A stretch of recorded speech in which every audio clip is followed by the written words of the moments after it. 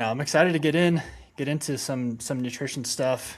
I'm excited to kind of hear a little bit more about JJ and Heidi, y'all's backgrounds and y'all's experience on the nutrition side. Um, Shoot, y'all been working with Rugged Athlete for a little while now, officially, but unofficially. I mean, we've we've known each other for a long time, and I'm sure we'll get into kind of what it looks like, how y'all are working with Rugged Athlete and the specifics of what y'all are doing. But I do want to really emphasize on this episode in particular, just y'all's backgrounds and y'all's experience, and really just give y'all a chance to kind of share to the listeners who you are and kind of what you do. So I want to just jump in. We'll start with you, JJ. If you can kind of share your story or your career path, kind of where you started and kind of where you are now, and everything in between. Yeah, it's a really long story. My career path is like all over the place. We were talking about before this how like I'm gonna get sidetracked a lot when I talk about it because I started in a I lived in Arizona and then I enlisted in the Marine Corps after high school. So I was an infantryman in the Marine Corps. Um, and I did that for 4 years. And when I was in high school, I was like, I'm gonna do this forever. And then obviously, as most people find out really quickly, I'm not gonna do this forever. So I went from like shooting things, like blowing things up and walking for a living. And then I found wildland firefighting was such a great transition because it's basically the same thing. You just light stuff on fire and walk for a living. So it's basically the same thing. But in there, so I was a Marine for 4 years, and then I got out on a Friday. I started wildland firefighting on an engine on a Monday. So the following Monday. So I was on an engine, and then I was on the Tonto National Forest in Arizona, so Region 3 on the Mesa Ranger District. And really busy. I had a really good time. It was like the best transition I could have had from the Marine Corps. But then somewhere in between my first and second season, I decided it'd be really cool to be an astronaut. So I think we were like drinking. I was drinking a beer with my buddy, and he's an astrophysicist. And he was talking about space and stuff. I'm like, it'd be really cool to go to space.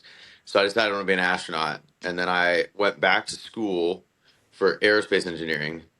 And like the Marine Corps, I found out I did not want to be an aerospace engineer. So I went back into this is between my first and second season in wildland firefighting. So first season, then I went back to school, and then I did another season in wildland fire. And then somewhere along the way, I thought it'd be really cool to move up to Alaska. So I left fire and moved to Alaska for school in geological engineering. Found out I didn't want to be a geological engineer, so I switched to pre-med. And all this time, I was looking back at the Marine Corps and firefighting, and I was like, I've always tried to stay in shape, and I've always tried to like, well, I didn't always try to eat well, but I always tried to stay in shape. And then I realized when I started actually focusing on nutrition, that I was like, wow, this is actually really kind of important. So I started really focusing on my nutrition.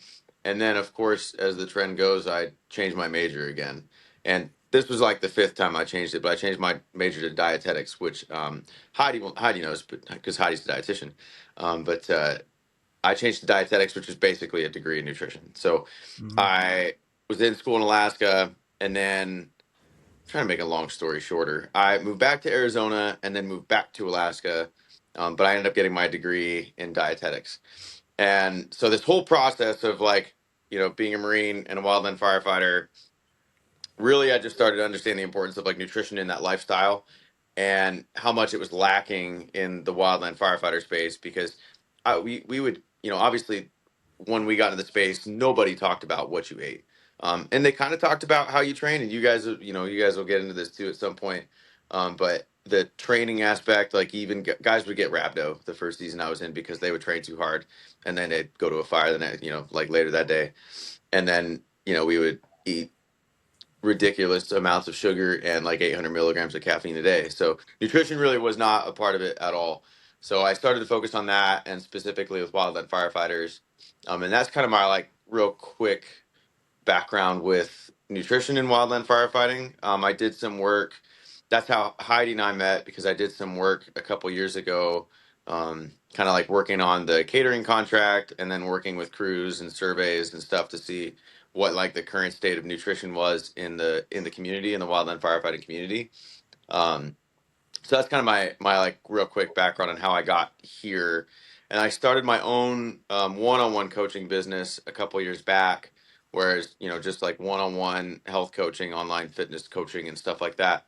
And then Austin and I got in touch kind of through the channels of Wildland Fire and nutrition coaching, and yeah, now I'm here working for Rugged Athlete, and it's been really awesome working just with our community, just working with wildland firefighters and stuff like Mhm. that. But that's also not my main, or like that's what I do. I have like nutrition, and then I'm also a dog musher in Alaska. And for those of you who don't know what dog mushing is we race dogs. So I met my wife up here the second time I lived up here. Essentially, I met my wife, and now we have 35 dogs and live in the interior and train to run big races. Like my wife just won what's called the Yukon Quest, which was this big 750-mile dog race, and she's running the Iditarod this weekend. So we are going to Anchorage tomorrow. So today's like the packing. The Iditarod's like a really long 1,000-mile race with dogs. It's like a big camping trip with your dogs, but it's competitive, obviously. So and we can kind of get into more of that. But that's kind of my real quick background. I do nutrition coaching, and then we have all the dog stuff on the side of that. So, in a nutshell. Yeah, I feel like you got to talk a little bit more about the dogs right now. Um, like what? But we're talking about rugged athletes, like they are. I mean, Yeah, a they're rugged 1,000 mile athletes, race. man. Like I They're knew the they're crazy. Iditarod is crazy, but 1,000 miles is that my brain's having trouble even comprehending that long of a race. Like how many days is this? Well, if you win, it's like 8.5, which so our goal is like 8.5 to 9 days this year. The average they changed the routes up, but the average it usually takes people 8.5 to like 11 to 12 days. 12 would be like on the high side. But like 8.5 to 11 days is roughly how long it takes. Some people race it. I mean, most people are trying to be somewhat competitive. Some people are just trying to finish because it is, it's accomplishment just to finish it. So when you talk about what the humans experience versus what the dogs experience, one of the commonalities between like dog mushing and wildland firefighting that I was excited about was like the sleep deprivation aspect, because whether you're on Yeah. a crew or on an engine, so like on an engine, when I was on the Tonto, we get a lot of IAs, and the IAs, like probably in a busy time in like 2020, 3 to 5 a week, and quite a few, and a lot of those would be night calls. So like you'd get off of work and you'd be either walking back to your car or you just got home and took your boots off, and they'd be like, "Hey, come back to work." So I'd go back to work and drink a bang on my way back to work, and lose all my sleep and just replace my sleep with caffeine. Whereas like mushing, it's similar. When you're doing a race like that, you basically you'll run the dogs for, like, you guys will go for like a 50-ish mile run, so 6 to 8 hours depending on how nice the trail is, because they don't run that. I mean, we just like an ultra marathon runner for a person. They pace themselves. So these dogs, they're distance dogs, and they'll do 6 to 8 hours for a 50 to 60 mile run depending on what the race dictates. That changes a lot, but for example, it could be 6 to 8 hours, and then you're going to rest usually like 4 to 6 hours depending on how difficult that run was that you just did, and then you're going to get up and you're going to do it again. So and in that four, let's say I run a 50-mile run in 6 hours, and then I take a 4 hour break. In that break, I stop, I get the dogs bedded down with straw, I take all their booties off. They wear little socks on their feet to protect their feet, call them booties. You bed them down with a straw, you take all their booties off, you get them food. And that process is what we try to do really quickly. So like that process takes 30 to 35 minutes. And then we'll try to get like maybe a 2 hour nap. 2 hours is like a really nice nap.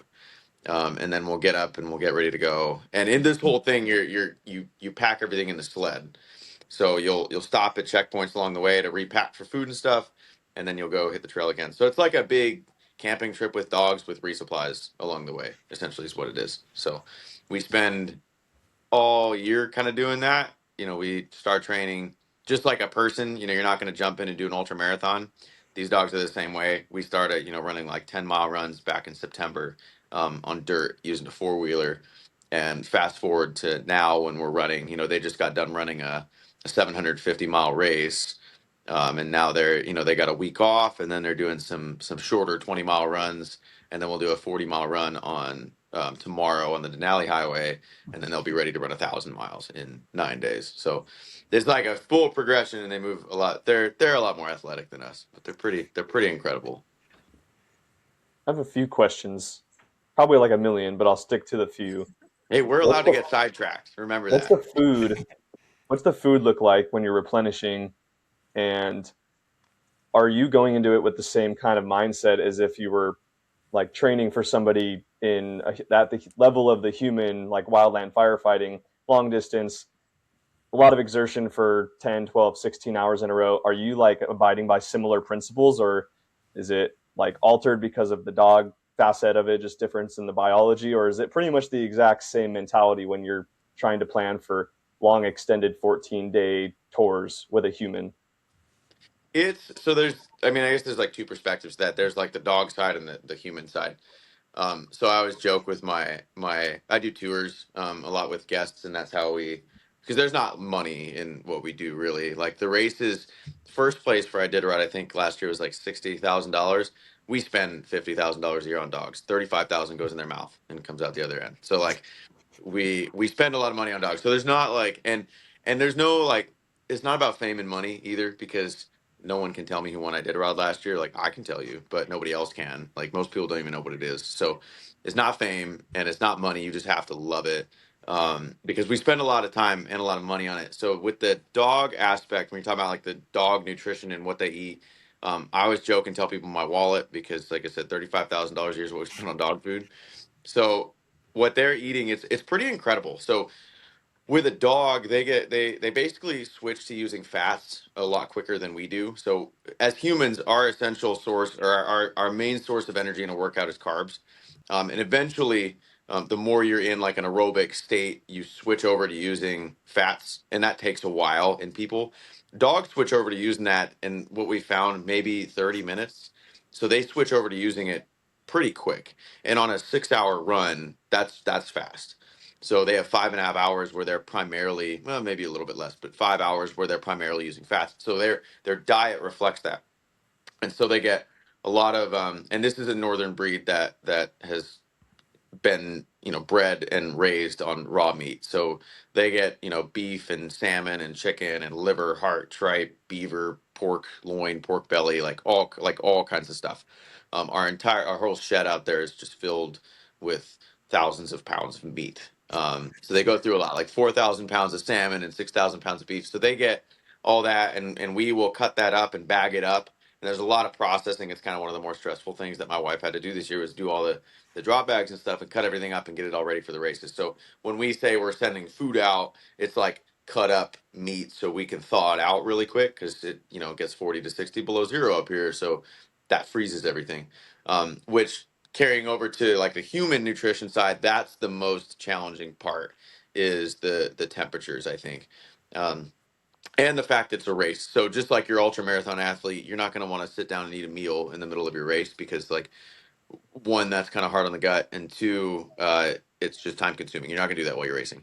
So the human perspective, that's what makes it more difficult, is the temperature. So you're trying to find things that you can thaw quickly that don't freeze, which is one of the things I've been using. And I think we're both sponsored by them because they've been helping us out. So I'm gonna plug them. Is Ready Bar. So Yeah. we have them. They sent us a bunch of stuff for Iditarod, but they're like this, 76 grams of carbs and 25 grams of protein and fiber and all kinds of stuff. So that's one of the things that we'll use. Is just those like quick meals that we can get. Were you asking more so about like see, I get sidetracked. I talked about one thing and I totally forgot you asking. Were you asking about like the mindset as far as like my physical training in that?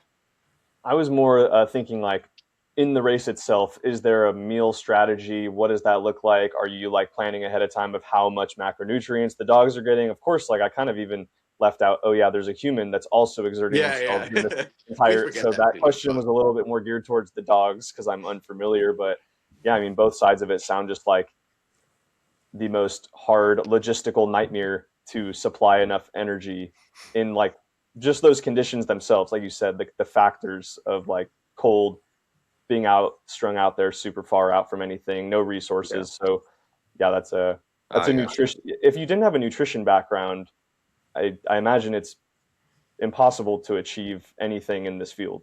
Well, yeah, it's interesting because well, a lot of mushers will, they don't really the top folks that are competitive, they know quite a bit more than they let themselves think they do because they basically they do a lot more for their dogs, and then by proxy they learn about people through doing that for their dogs. So they put a ton of work into the dogs, and then they'll eat like pizza, which is really funny. Like they'll just the little things that they'll do, but. As far as like the macronutrients and everything, we do have a good idea. Um, the ultimate goal is just to get them to eat. So like a dog doesn't understand that like, hey, you just gotta eat this and lock in and like grind. Like they don't understand that. They just want to go have fun. And they want to, so as long as they're having a good time and they like the food, the main goal is just to get them to eat because our dogs, we just want to make sure they're having fun. And if they're not having a good time, then, well, then then they're not going to, like, we can't make them do this. Like, they have to want to pull the sled and they have to want to be there. So it has to be enjoyable. So they have to like the food is kind of the first thing. So making sure that the food's always appealing to them and like training them to eat that food. As far as like the quantities go, they do eat about 10 to 14,000 calories a day on the Iditarod. So which for a 55-pound dog is a lot of food. A 55-pound creature. They are probably our biggest boys. Um, the one I can think of that needs the most food, he's probably about 80 pounds and he eats close to that 14,000 calorie mark. So that's less than half my size. It's like I'm 175 pounds. And so you have Pistol, who's this big white dog that eats 14,000 calories a day and he's 80 pounds. So that's like me eating 28,000 calories a day. So they use a ridiculous amount of food, and that's how they stay warm too. So they don't get cold at, 30, 40 below. They use their calories to stay warm. So the colder it is, the more food they need. So as long as you're giving them all that, then they can do all the work and stay as warm as you want them to be. It's just they need all that food. So from a dog perspective, that's pretty much what it looks like. They just get a ridiculous amount of food. That's so cool, dude. That's like while you're talking, I'm like, that's like the definition of rugged athlete. Like that's not what I had in mind when I started this brand. But I'm like, dude, we need to get into the They're dog world. rugged, That dude. is They're sick. they're rugged athletes. They're Yeah. VO2 max, and you guys, one of you can explain VO2 max. I really just what I know about it is that it's essentially how well you use oxygen.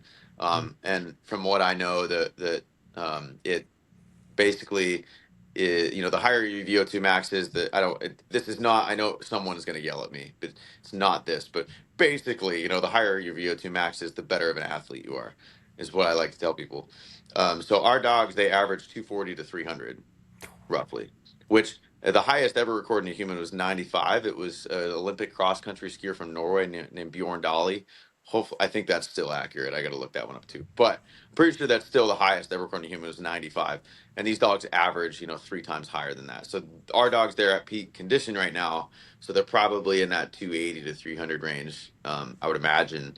So, which is pretty ridiculous. So yeah, they're athletes. It is, yeah. They're That record actually athletes for kind of sure.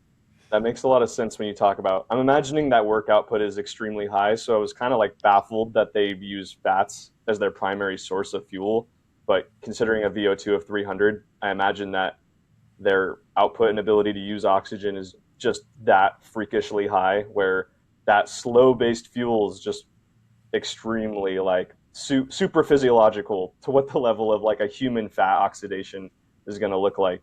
That's This is like something I need to kind of look into more. The dog rugged athlete crossover needs to happen. We need to start putting It more does. effort into. I'll get them. We'll have to sew it on their coats so everybody knows next year. But they, it's crazy. And what's crazy from this, and Heidi, you can talk a little bit about this too, is in people, what we look at is kind of like a fundamental thing, is that a higher saturated fat intake is not a good thing. It usually leads to like cardio problems. But with the dogs, that's not the case. Like they metabolize and use all like they have a super high saturated fat content in their diet. Most of like we give them straight up beef fat, just like you can look at it, it's just beef fat. It's white. It's just and they love it, and it's really really high in calories, and super high in fat.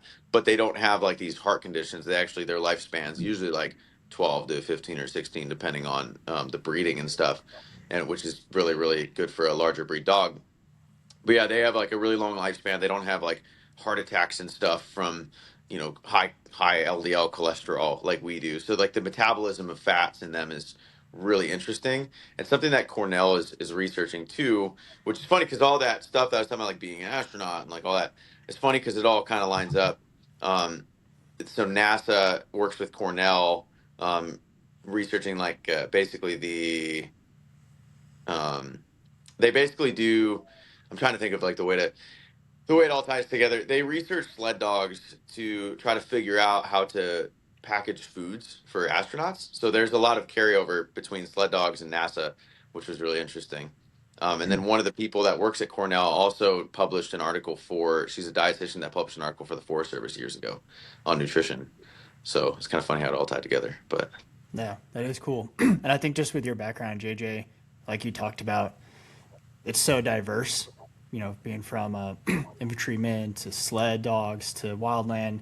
So, I mean, I've seen it firsthand, kind of how your background has kind of shaped the nutrition advice you give and like when you coach people. And I think that's super helpful just to have that like diverse experience and just to see nutrition and food science like from all these different angles. So I think there's a lot of value in just like your experiences. I mean, I've seen it firsthand. But I want to move on to Heidi because I know you have a lot of cool experiences as well. So Heidi, the floor is yours. Let's hear your story, kind of your background, where you started, and how you got to where you are today. Yeah, you bet. And I'm always happy to share the stage with JJ because we have a lot of almost like parallel things going on in our lives. It feels like just different critters. So JJ does a lot of work with sled dogs, and I do a bunch of stuff with mules. And I feel like no matter what, people always gravitate more towards my conversations about the animals than they do about like the nutrition advice. I Yeah. feel like I got Yep. quite a bit of education in that, but people always want to hear about the mules. So yeah, I'll probably dive into that. But I guess for background's sake, yeah, JJ's a lot quicker at going through his background. I will probably do the Cliff Notes version because I'm not as fast and linear as he was. Actually, he did a good job. So You consider that linear? That's pretty good. well, Thanks. I was following the whole time. I was impressed. All right. Uh, yeah, I guess I will start where I got into Wildland Fire, maybe. Don't want to go too far back in the history books, but I worked at a backcountry ranch growing up, which, I kind of did as just a way to be outside and pass the time. I was working, I think I was soaking like fence posts in oil one day, and a local FMO on one of the districts up here was family friends with the ranch managers and was visiting, and he came down to where I was like sinking these split posts in oil, and he's like, "You don't mind doing that?" I was like, "I don't know, it's just kind of part of the job. I'm glad to be outside." And he's like, "You should fight wildland fire." And I was like, "What is it? What are you even talking about? What does that even mean?" And, luckily he was someone who had kind of gone through the career path, had spent some time like jumping in Alaska, and was now, in a position where he was involved with hiring. So he walked me through that process. If I didn't have help with the hiring process, I might not have gotten a job because, as we all know, it's a little confusing. But anyways, started when I turned 18 working on a local crew here in central Idaho. It's where I'm from, it's where I grew up. So I started on a crew on the Nez Perce Clearwater National Forest, and then worked Helitack for a number of years. Through that work, I got involved with NTDP out of Missoula, so the National Technology and Development Program, which is kind of like the Forest Service's research and development wing, if you will, and they do quite a bit of nutrition and physiology sort of research. So I kind of got involved with some of the projects they were doing out of there on wildland nutrition and hydration, some of the exertion stuff, but a lot of that work had already been, kind of done. So got my foot in the door there and was studying food science at the time. So finished up my degree, did a field season with the NTDP nutrition research module, chased around firefighters with Dr. Brent Ruby's crew, and got to take blood and urine samples on the fire line, which was pretty fascinating. But made a lot of great friends and had a lot of cool experiences, traveled all over the West, and went to a lot of different big incidents. And Is that real quick? Is that how you made friends? Was the blood and urine samples? it's a Isn't that what really y'all make? great, it's a great icebreaker when you like, first thing in the morning, you want to get the first void from somebody, so you hold up an Nalgene and you're like, okay, go do your thing. It really, yeah, breaks down those barriers right away. But yeah, I made some friends, and people would see me later on in the years when I was still working fire, and they'd be like, "Were you on that one fire? Were you collecting pee?" I'm like, "Yeah, that was me." I don't want to really be known for that, but anyways, it was awesome. And usually, if people are in fire long enough, they get to be guinea pigs on some of those projects. So some of your listeners maybe have participated, but anyways, kind of got involved there and kept going to school. Got a master's in dietetics at University of Idaho, which sets you up for the RD exam. So I took that, and then because this is what most people do, then I got a job packing mules for the Forest Service because that's very related to nutrition. So started doing that and just kept my foot in the door with all of the nutrition and wildland research side of things. Actually, it ended up benefiting me quite a bit to just stay in a position within the agency, but also got to do another thing I was passionate about, which is stock use in the backcountry, and just more physical work and supporting all the recreation that goes on in this area. So continued my Forest Service career there, and just this last fall finished up in that packing position and have really leaned into the dietetic side of things. So I work as a clinical dietitian at a hospital. I also work at a PT clinic doing some like weight loss and more outpatient nutrition work. And then now with you guys at Rugged Athlete, I'm just trying to continue the effort, like JJ was saying, pretty limited nutrition education stuff available to wildland folks. So really passionate about getting that information out there and helping people through the process that we all kind of had to, fumble through because there's not a ton available. So that's the gist. How was it when you were a firefighter yourself? How would you say your nutrition was, and kind of what was your, like, looking back as a professional now, like how did you kind of view the nutrition side when you were actually on the job doing it? Yeah, that's a great question. I kind of got interested in nutrition first thing when I was, I don't know, probably 14, 15. I always loved to cook. I've always loved food and loved eating. That led me to be actually clinically obese when I was young. So I got interested in nutrition because I really had to learn how to eat to, get in decent shape and lose weight. Then I got closer to college and, was really focused on health and good nutritious eating. So when I showed up and was in preparation for my first wildland fire season, I was really underfueled, really undermuscled. I was, kind of hyper fixated on what I thought was a healthy lifestyle and diet. So then when I got to my first wildland fire season, I really wasn't able to fuel to perform. I was really more concerned about like a caloric deficit and not overeating and not, regaining weight. So I had to kind of retrain my brain in eating for performance. And, I did sports in school, but I was never like an elite level athlete. So I really had to reframe how I thought about nutrition and break down some of those, misconceptions about what really is healthy eating and what is eating for performance, because it's a whole nother game, obviously, as we all know, in wildland firefighting. And it's important to, eat to be a healthy weight, but you might have to break down some of those. For example, like on my first prescribed burn, I like to tell this story. There was a more seasoned gal who I think she was maybe a squad boss. She saw that I was looking really rough on this burn, and I probably brought like one sandwich for lunch, and it was an all-day event. And she looked at me and she was like, "Do you want some Skittles?" And I thought to myself, like, I can't have Skittles. That's not a health food. Like, that's what makes people fat, I can't have those. And so I was like, no thanks, no thanks. And I just continued to tank that whole day. And I had like a hypoglycemic event that night. I was like shaking on the couch when I got back to my parents' place because I just didn't fuel to, get through that physically demanding day. So I've learned a lot since then. Now I enjoy Skittles. I think they're part of a balanced diet, but I always remember that when I was like, I'll pass on the Skittles, but now I actually kind of recommend them. Yeah, I was gonna say I've got for me it's Sour Patch Kids or fruit snacks. Those are my go-to emergency carbs. But while you're sharing that story, I for some reason I was thinking back to my first year, my first season. My squad leader, to this day, probably has the worst diet of anybody I've ever seen in my whole life. Like, this dude would bring family size bags of Doritos and Oreos in his pack. and like he's just crushing that stuff all day. And I remember, this is me coming from strength and conditioning, working with, you know, pro sports nutritionists, and we had protein smoothies stations set up everywhere, and like I go from that to my direct leader like crushing Oreos and Doritos. I was like, what is this world? Like, what are we doing here?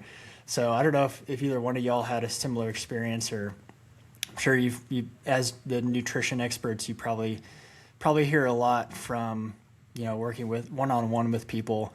And is there anything?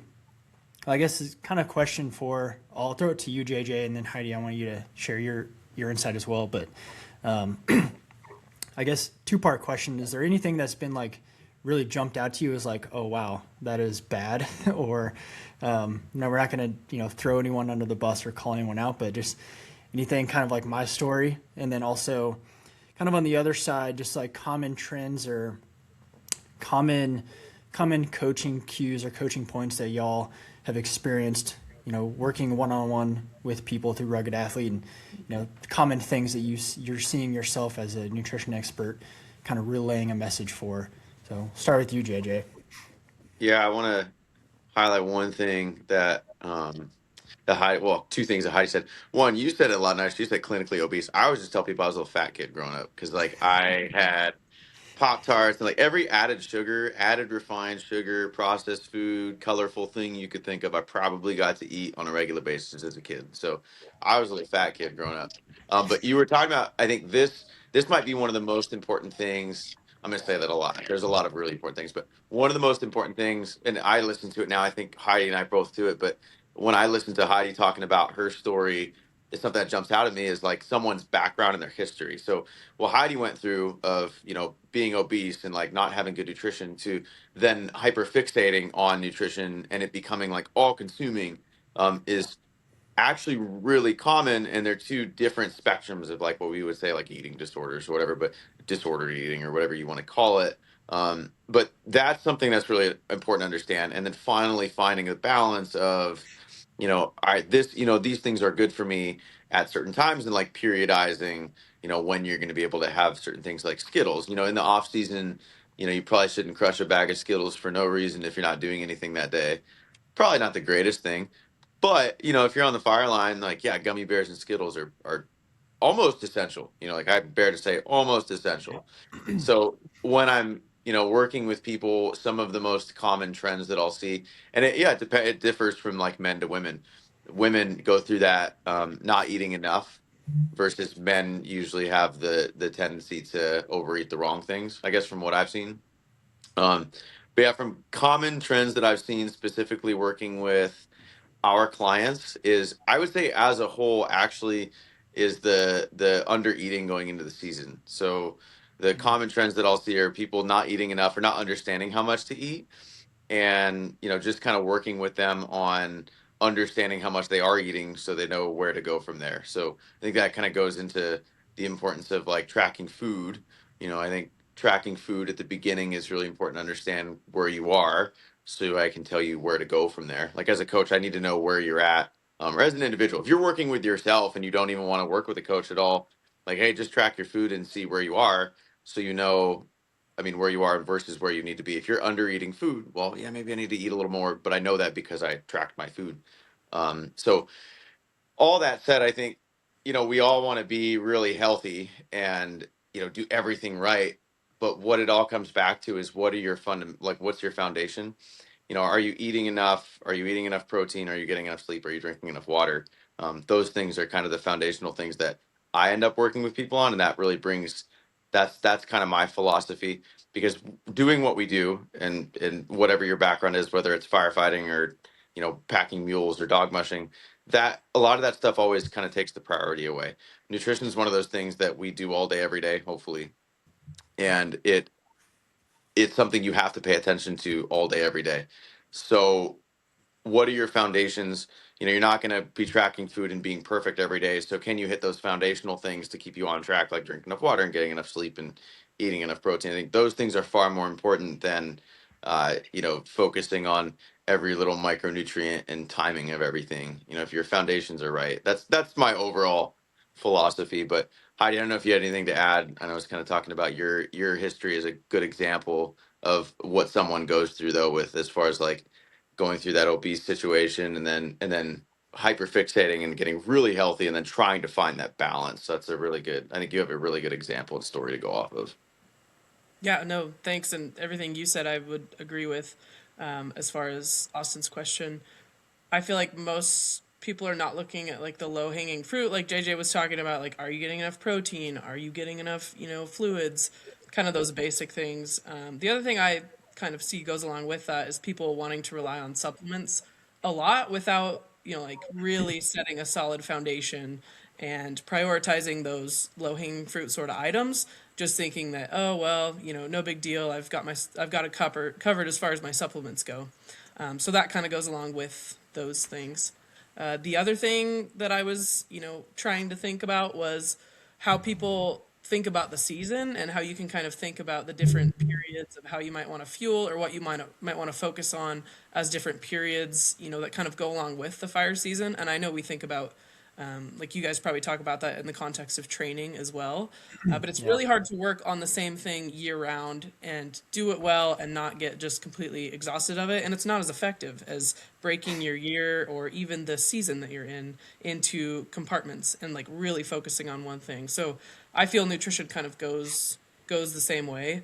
And kind of the other thing I still like to bring up is just being carbohydrates PR person because they really do still get a bad rap, and they are incredibly effective in when it comes to sports, performance and fueling.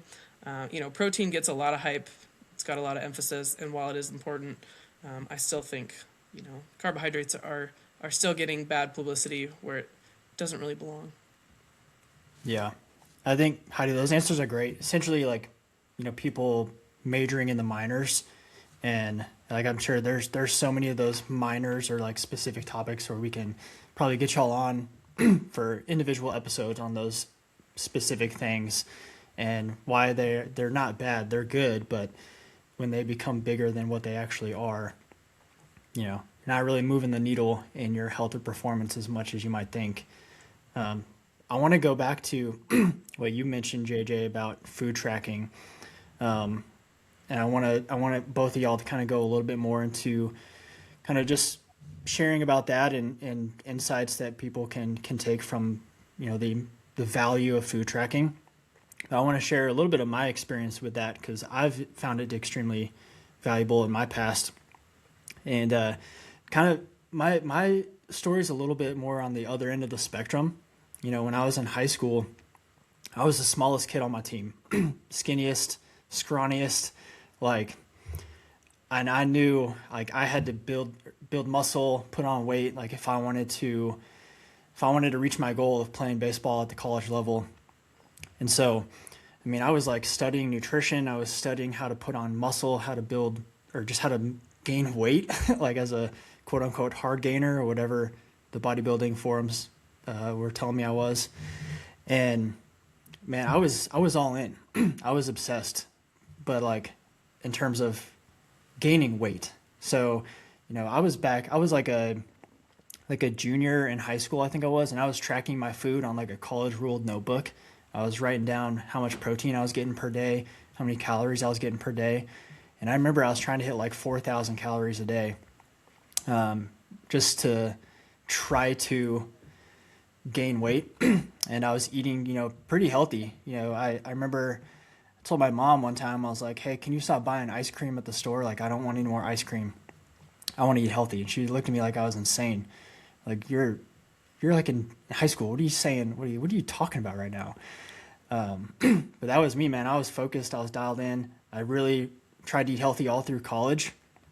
And one thing that was really interesting for me, once I graduated college and like my baseball career was no longer a thing, I lightened up a lot. Like I didn't have that goal, that driving factor to push me with my nutrition. So I started eating fast food more, started, just treating myself. And what I found was I could still perform at a high level. I wasn't crashing and burning like I thought I was or thought I would. And it really helped me develop more of a balanced approach and not be so like extreme and restrictive. So, I mean, I learned a lot from tracking my food just in that sense of kind of seeing like how stuff can fit in to a balanced approach. And so, Heidi, kind of, if you can share your experience or, when you're coaching people through food tracking, kind of what that looks like or what are some of the big benefits that people can get from, actually tracking what they're eating. For me, I think the biggest thing I see people discovering is just awareness around what they're getting in so they can kind of self meter, if you will. Most people don't really know what's in each food, especially like mixed food items. So it brings about a lot of awareness. Whether you're like you're saying, maybe you were underfueling, maybe you're kind of going over in some of these areas, but really just bringing that awareness. Also, for folks more interested, I do a lot of weight loss stuff. For folks more interested in losing weight, you really can nail down where those kind of hidden calories might be in the grazing throughout the day, or like the certain condiments that people use in abundance. It just brings about a lot of awareness of where exactly that mix of macros and micros is coming from. I feel like that's probably the biggest one for me. I don't know, JJ, what about you? What's your biggest? Or Justin, sorry, you had something. You're muted. Oh, I was just saying I'll wait till after JJ. Sorry. Yeah, as far as like the tracking goes, I have always used it for a really similar thing as Heidi. Like if start working with someone, the first thing I always have them do is track, and the biggest reason for it is just so they know what's going on and what they're putting them.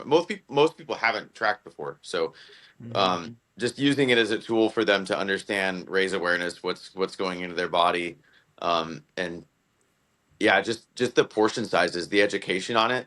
I think we talk about. I always want people to have the goal of not relying on tracking. I think the only people that I've ever worked with that I have tracked religiously are people that are in the body composition world, and I don't really work with many bodybuilders. I mean, I don't work with any bodybuilders right now. I have, but people that are in like the body, because bodybuilding itself is a sport and Yeah. it's an extreme. And so those people, if you're bodybuilding and you're competitive, like a physique competitor, you have to focus on those little things and track, and you have to kind of micromanage and be picky with that.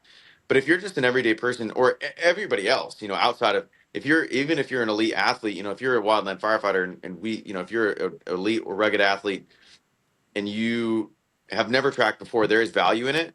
But then also the opposite, like making sure that you're still, we don't need to track everything, eating intuitively. Tracking food is a tool to be able to eat intuitively, to be able to look at something and say, oh, that's, 4 ounces of meat, or that's 2 tablespoons of peanut butter, because most people don't really understand how peanut Yeah. butter works. Yeah. There's portion sizes matter. So it's very educational to track your food and see what those portion sizes are, and get awareness around what are those foods that you gravitate toward as well too. Like you can look back, and this is something I'll do with clients where they had a rough couple days, and we'll look at those rough couple days compared to days where they were really on it. So they say, like, what were you doing on those really stressful days? What are some of those foods that you gravitate toward? What are some of the things you have to watch out for? Like for me, it's like those, like cookies, like Costco cookies are like crack for me. Like to this day, if there's a case of them in the house, like I just don't have them around. But like that's one of those things that I gravitate toward because of my past. So I'll gravitate toward those like really sugary things. Um, but tracking food allows people to understand that stuff more. So that I just use it as a tool with the ultimate goal. If you're like a wildland firefighter specifically and you've never done it, I think it's beneficial. But the ultimate goal is to not need it. And so using that to educate people on biofeedback and how they feel and how food makes them feel and how much they need is probably where, I mean, I see the most value in it there, but not long term. So Yeah, jumping off that, I was kind of curious. In the off season, I'm assuming a lot of your clientele and what you work with them on with the food tracking is that biofeedback, building the relationship so that they can behave intuitively on the fire line. Because obviously, like there's just scenarios each shift where you do not have control over what you're going to get that day, what's going to be in your lunch, what you're going to get at the chow line. So I was just kind of curious, based on your experience working with clients, how well does that education side of things in the off season bleed into the fire season? Do you see success pretty much right off the bat with people who have like successfully adhered to these principles and built that relationship? Or do you typically need to set them up with some guidelines or like do some added layer of like educational tools to give them a framework? Like, what does that conversation look like? How does the feedback continue into the fire season? And how do you navigate that with your clients when they go from this scenario where they have 6 months of control right into a scenario where they really just kind of have to make do with the resources they have in front of them? I mean, that's a good question because the transition is difficult, you know, to go from having all that control to having none. I think that can be difficult for a lot of people. I think it really just comes back to the foundation. You know, again, someone's ability to go into the season and drink enough water, eat enough protein, and get as much sleep as possible. If those things are the priorities, I think because we work on them so consistently, like when I work with somebody, it's not like I give them macros to hit right away. Like that stuff, we don't. It's not like, oh, eat these macros and like get these micros in, like have all this control and like do all these things. It's really not that. It's hey, today you're gonna drink enough water and eat your body weight in protein. And once that stuff becomes a habit, then we can move on to the next thing. But until that stuff is not habitual, then we're gonna stay here and make sure that you have this down. So by the time the season hits, those things are habitual and those things they're working toward and like looking for. So the protein, again, just to come back, because that's an example. I think it provides such an immediate impact for people. That's why I like working on it right away. Not only is it important, but it does provide a almost immediate impact. Once you get a sufficient amount of protein for you, you feel it. You feel your recovery better, your energy better, your recovery's better, your digestion. You found the right proteins to fit what makes your digestion better. So those are the things you gravitate toward when you're on a catered incident and you go to the chow line. You get what you're served, obviously, but then the salad bar, you're like, oh, there's cottage cheese. Like I really need more protein today, and little things like that. Those are the things you're looking for because you know their importance because you worked on those the 6 months prior. So transitioning into the season can be difficult to think about, but I think if you have those foundational principles laid out, there's really not so much like this falling off the wagon. It's just like, oh, my foot fell off and I'm going to step back up because my foundations are so good. So I think if that answers your question, I think the transition it could be difficult, but it's simplified if your foundation is there. Yeah, I'm and finding I've seen that, JJ. Like I've seen your work with certain individuals where you're having them track kind of that first month or that first phase, but it's only one or two key things that we want to dial in, and I think a lot of people, if they start on the food tracking, path, it can just overwhelm them because it is a lot of work Yeah. at the beginning because you're eating all throughout the day, so it's an all day thing, and you might have to go buy a food scale and bust out measuring cups every time you drink something, and you're going shopping and you're looking at all of the nutrition labels, and so you're just spending so much more time and energy doing it, and what I tell people is like, hey, you just got to stick with it for like 2 or 3 weeks, and it'll start to get easier, and you just start to, like you said, you just start to learn. Like you just kind of can look at and visualize, what a cup is, how many ounces this is, and once you figure that out, then you don't have to measure anymore. You can just kind of eyeball and go off of that. But having that, just hey, focus on one or two key things, I've seen that be extremely valuable. But the kind of the next question I have, or where I want to go with that, is, from an expert standpoint, how do you determine like what those key things are? Like when you're doing a consultation with someone, you're building out kind of a nutrition assessment with kind of the goals you want them to hit versus the interventions or the actions you want them to focus on. Kind of what does that process look like? We'll start with you, JJ, and then Heidi. I want to hear from you too on this. Yeah, I bet Heidi and I have a similar way that we do it just because of the education process. But one thing I'll say is really important that you had mentioned. So when you're talking about, uh, you know, tracking food and like the foundations and everything like that, one of the things that you said that was really important was that nutrition is one of those things that you have to do all day. And so where it differs from PT programming, like as an individual, I think a lot of people we can dedicate an hour a day or whatever to our workout. Like we know that, all right, this hour I'm going to have to do that. Where mentally nutrition becomes different is it's not just 1 hour a day. It's your decisions all day. And we live in a world that is Yep. designed to make you eat more. Like today is just different. You walk into a store, it's designed to make you eat more. The foods are hyper palatable. They're, refined to make you want more of them. And so like navigating that world is an all day, everyday thing. And so that's where the goals and interventions are going to be different. So when I'm looking at someone, we typically use it's something that carried over for me really big from education.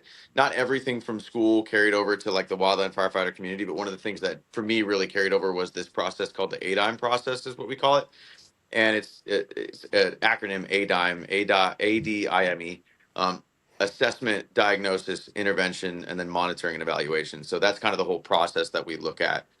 That assessment being the first major thing. So when we're assessing someone, obviously I want to know like the basic things, their height, weight, age, stuff like that. But I'm also looking at their diet history. Have they worked with a coach before? Is this their first time ever doing anything nutrition related whatsoever? Or are they kind of a pro at this? Have they been an athlete before? We have a client. I have a client who used to be a like a semi-pro soccer player, versus I have a client that's never in his life touched nutrition. So the goals and interventions are going to be different for those two people. This guy might be able to say, "Hey, let's work on we're going to get to micros a lot quicker." Whereas this guy is like, "Hey, just get 40 grams of protein with breakfast tomorrow. Like that's what I want from you." And we spend a month doing that. Yeah. So they're going to be different, but that assessment process is so important to see where they have been, what their progress has been. Even their social history is really important. What they do for work obviously is really important. Most of our clients do the same thing, but their off seasons look really different, and so Yep. they are really different people. What their family background is, what they did growing up, alcohol and tobacco use and caffeine intake, and like all these little things come into the assessment. I think are really important, and those determine what the goals are. And so those goals, though, they are not going to be.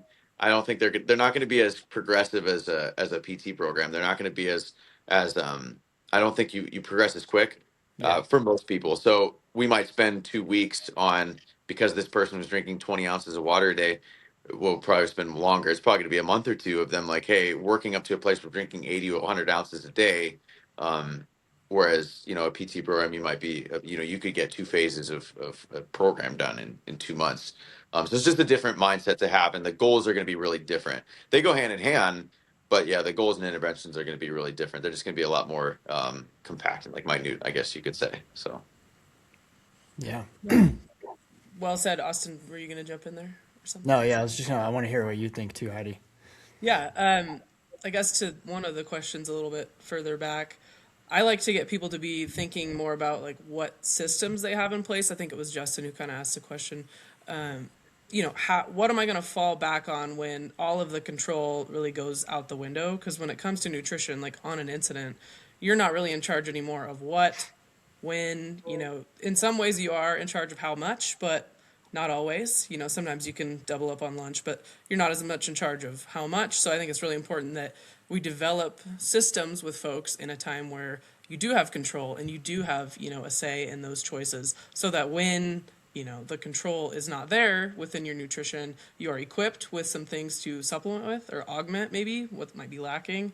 And also you kind of know intuitively without having to plug it in or, get your food scale out. Ultimately, we want people to graduate from that side of things.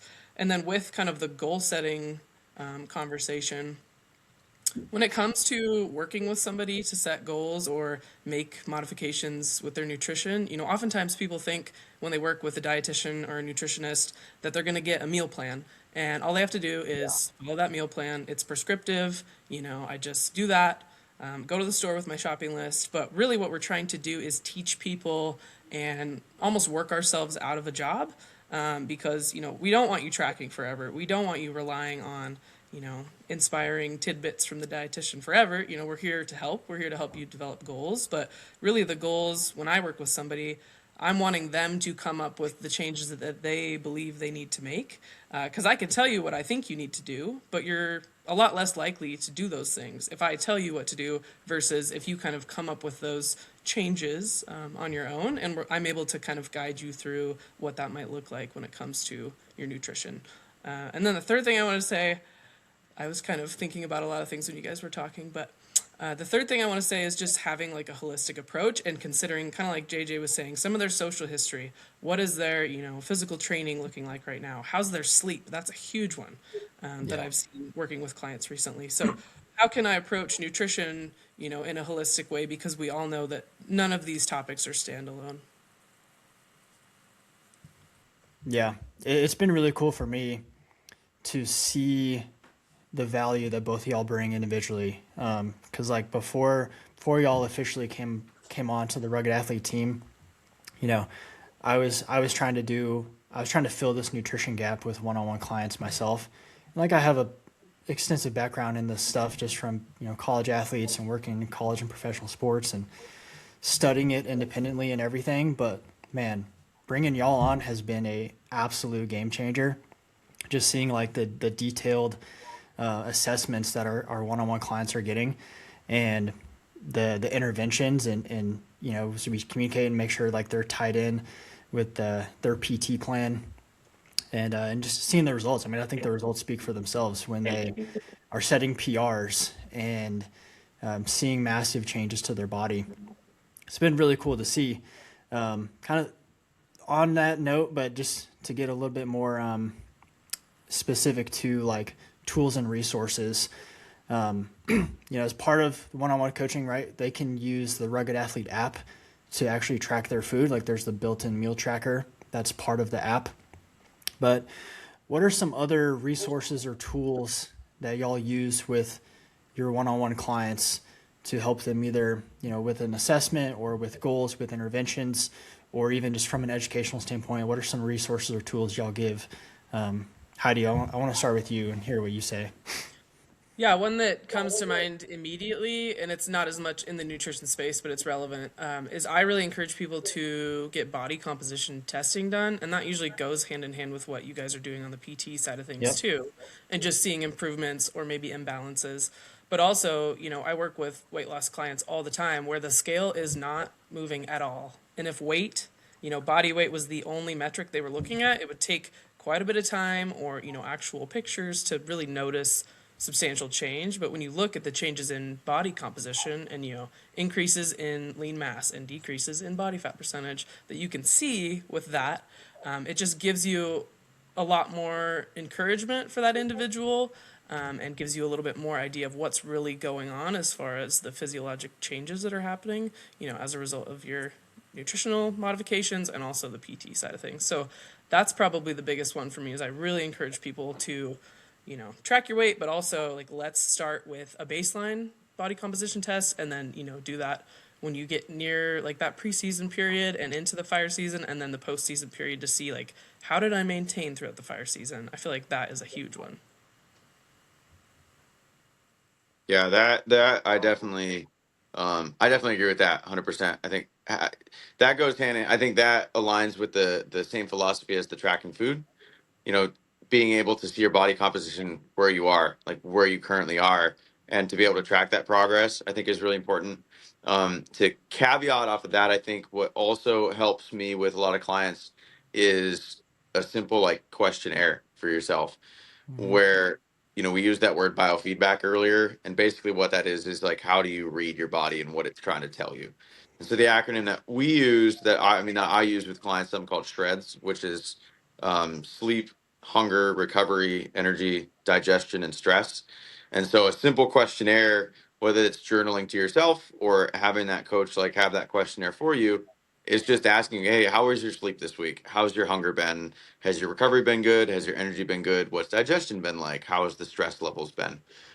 If you have the ability to think about that stuff and be aware of what your body is trying to tell you, that stuff is so important for tracking progress as you go. Especially if you're not a weight loss client. If you're someone that's like a typical individual, like in the American society, that's trying to lose weight, which we do have a couple, but most of our folks are very performance driven. The folks that are performance driven, that's where that questionnaire I think really comes in, is they can track that progress in their energy and like you said, their PRs and their performance is a lot more important to them. You have people that have different things they're working on, whether it's longevity or performance or aesthetics, and depending on what you're working on, these tools can be beneficial. But I think other than like the in body, the body scans, the DEXA scans, the body composition stuff, definitely a questionnaire that helps you evaluate your biofeedback is another really important tool that I think everybody should use. Yeah. Yeah, it's been cool to see y'all implement different things like that. And kind of to your point, JJ, I mean, yeah, our roster is so diverse. Even just in terms of fire experience, first year people going into their first season versus people that are, trying to go be smoke jumpers this season, like, and everything you could possibly think of in between. And different goals, performance based versus body composition.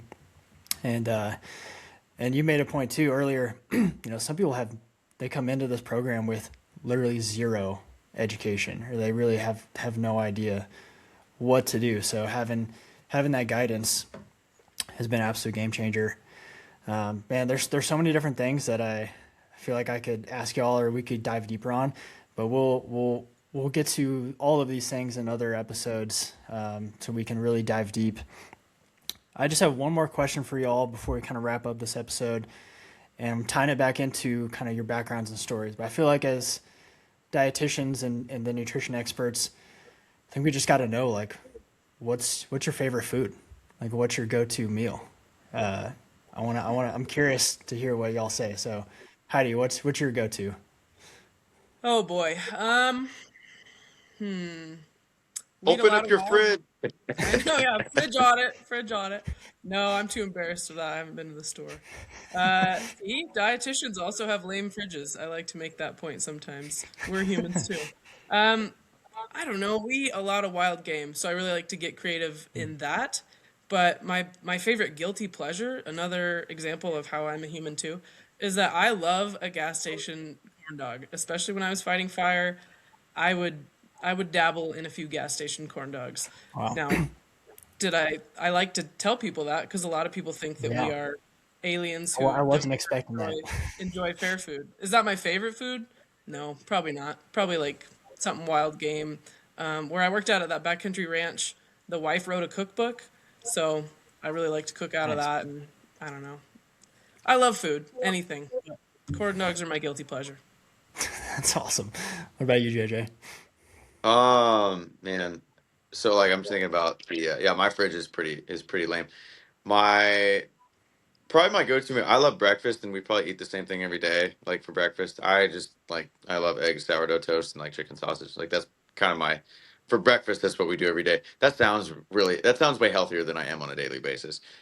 We especially right now, we definitely eat a lot of sugar. I think just for like when you're cold, you want sugar and then cheese and stuff when you come in. But my guilty pleasure is so my wife and I we're Catholic and it's Lent right now. For those who don't know what it is, you fast from certain things that you Mm. have problems with. So my guilty pleasure, it also is associated with gas stations, but I like energy drinks. Ooh. I like very chemical filled, poisonous energy drinks that are just terrible for you. You stole my Uh, answer.